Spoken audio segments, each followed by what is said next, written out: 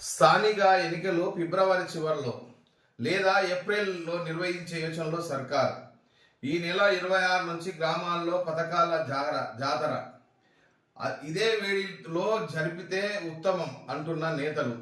Code లోపు పథకాలు అమలు కాకుంటే ప్రభావం. బీసీ రిజర్వేషన్ పెంపు కూడా చిక్కుముడే. రిజర్వేషన్ల పెంచాలని కేంద్రాన్ని కోరే యోచన.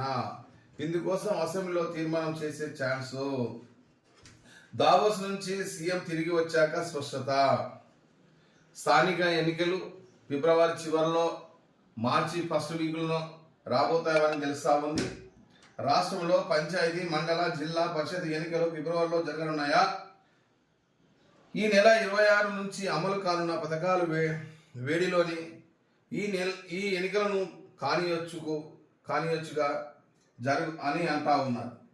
రేవంత్ సర్కారు సన్నద్ధమవుతుందని ప్రస్తుతం కాంగ్రెస్ వర్గాలు జోరుగా జరుగుతున్న